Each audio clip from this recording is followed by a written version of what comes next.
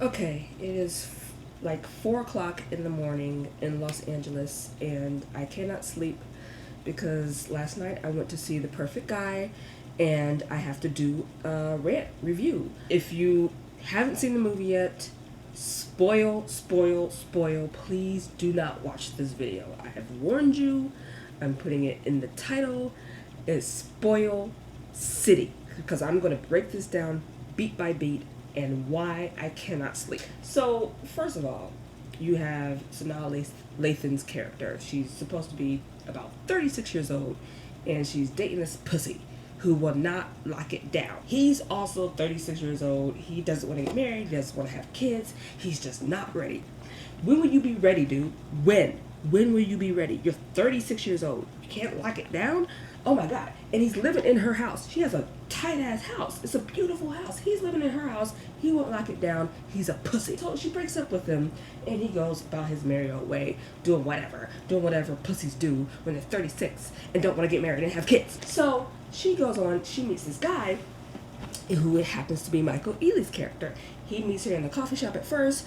Then she breaks up with the dude. She meets him again, and she's just infatuated with him. Why would you not be? He's just, oh my God, he's gorgeous. He does everything perfectly. He does everything great. Now, it's a little creepy because he does his research, but he's an IT professional. It's 2015. You have to figure, oh my God, you got the internet. You got people's names. You look them up. You do your background checks. I've got friends. They do background checks on their dudes all the time. There's nothing new. Like, you're supposed to do that. You don't want to date a psychopath. Now he turned out to be a psychopath because he did background checks. I don't know, whatever. So she meets him, they start dating. He does his thing. He impresses her mother and father. He does everything right. And then after meeting the parents, they're on their way home, and he's driving this beautiful classic car. I love the car.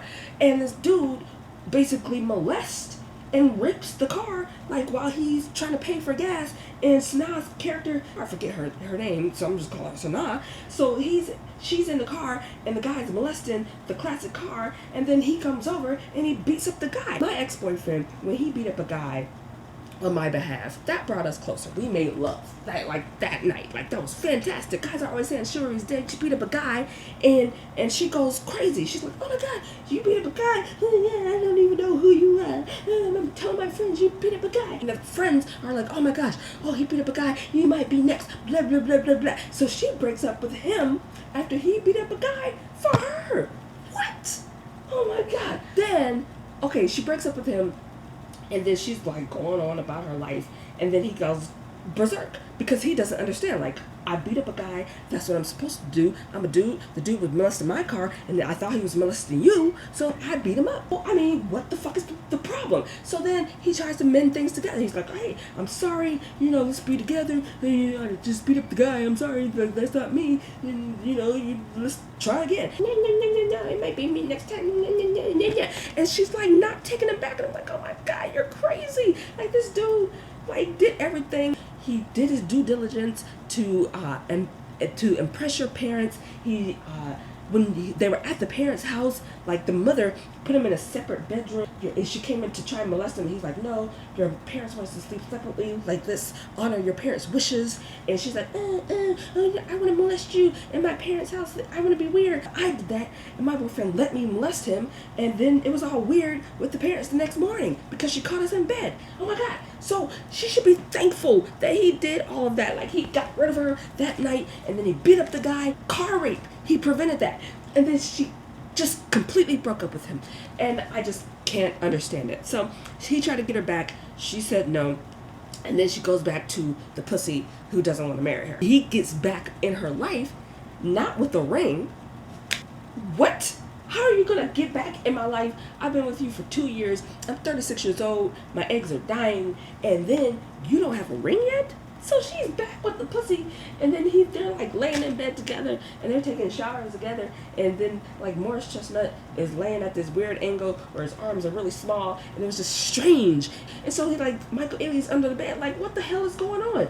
I would be under the bed too, because I'm confused. I beat up somebody on your behalf. I did everything that I was supposed to do. I respected your parents' wishes. I took your dad to a baseball game, and then you broke up with me, and now you're back with this pussy who doesn't want to marry you. He got back in your life without a ring? Really? So then, Michael kind of goes a little berserk. Michael's character goes a little berserk. You know, he puts a rose on a car with a card that says, "If I can't have you, nobody will."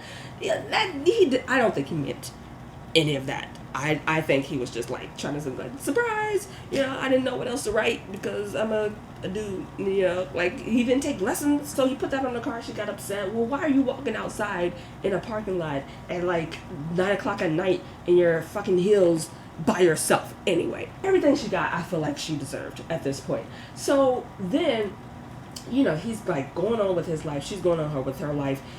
Then, like, he's basically still wondering where he went wrong. And then you got this nosy ass old neighbor, and she's like, I'm in your business, I'm in your business, I'm in your business. So he kills the neighbor. I would kill that neighbor too. My God, that woman was annoying. Then Sanaa's character did several things very wrong. First of all, why do you have a cat instead of a dog? Why do you have a house that's made entirely of windows and sliding glass doors? Why do you put your key in a rock? A key in a rock.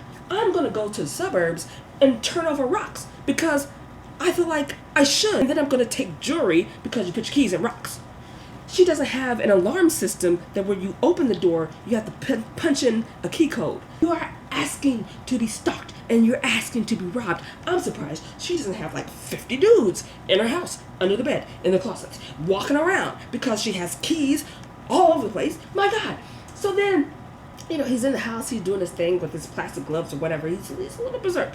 And then she's trying to figure out, okay, how do I get rid of this dude? He's stalking me. You should be flattered, okay, that you have a stalker. A lot of women can't even get a fucking date. She goes to the police and they put on a restraining order. This dude is at his job. And then they serve him while he's getting a job. And then he's at another job and she comes and ruins that job. He's trying to work. And she ruins his work like 3 times. It might have been 2, but in my head it was 3 times. She ruined his work. Oh my God. I'm like, this dude is trying to move on with his life. And then she starts stalking him. What is going on? My God. The police officer, you know, basically gives her advice on how to kill him.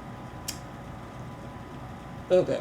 She does her due diligence to lure him into her trap so that she can kill him. Then she gets a weapon, and then it's the final showdown, and she has the weapon, and then she gives him the weapon. And I'm like, why would you give him the weapon?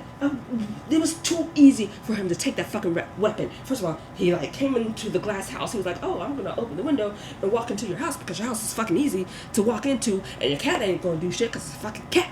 She gives him the weapon and they're fighting, and they're all over the house. They're fighting, and then she takes the weapon and then she kills him. And then I'm like, why would you kill him? He did nothing wrong. It was the pussy that did stuff wrong. And I won't tell you what happened to the pussy. But I was just upset with her character. And the things that made me upset the most was the fact that she had a cat instead of a dog. Like, all of this could have been prevented if she had a dog and possibly some walls in her house. So anyway, go see The Perfect Guy. It was a good movie. I loved it.